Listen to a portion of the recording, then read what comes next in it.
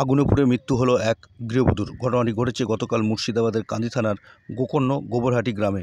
জানা যায়, যমুনা রাজবংশী নামে ওই গৃহবধূ সে গতকাল বাড়িতে খড়ের রান্না করছিলেন।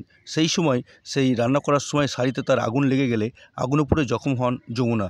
তারপরেই পরিবারের সদস্যরা তাকে সেখান থেকে উদ্ধার করে প্রাথমিক গোকর্ণ হাসপাতালে চিকিৎসার পর বহরমপুরের মুর্শিদাবাদ মেডিকেল কলেজ হাসপাতালে চিকিৎসার জন্য নিয়ে আসলে সেখানে চিকিৎসারত অবস্থায় গতকাল গভীর রাতে তার মৃত্যু হয়।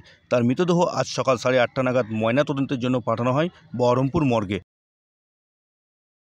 কি হয়েছিল এনার বলেন তো? কালকে ধরেন একটু জোরে বলেন। একটু আগুন লেগে গেছিলো রান্না করতে গিয়ে খড়ে, মানে রান্না করার সময় আগুন লেগেছিল?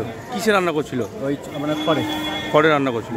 দিয়ে কি এমনি শাড়ি পরেছিল নাকি? শাড়ি পরেছিল, শাড়ি বিলাস পরেছিল, এবার অজ্ঞান হয়ে গেছে, ও পড়ে গেছে। আগুন কোথায় হয়েছে? গ্রাম? বাড়ি কোথায়? গোকর্ণ গোবরহাটি। কবে হয়েছে? এটা কালকে। তারপরে প্রথমে কোথায় ভর্তি হয়েছিল? প্রথমে গেছিলাম গোকর্ণ হসপিটালে, দিয়ে ওখান থেকে ফের ওটা ট্রান্সফার করে বহরমপুর মেডিকেলে। যে কখন মারা গেছে? 3:10 রাত্রে। গত রাত্রেই? হ্যাঁ। কি নাম ওনার? যমুনা রাজবংশী। আপনার নাম? আমার নাম পরেশ রাজবংশী, জামাই আমি। আচ্ছা।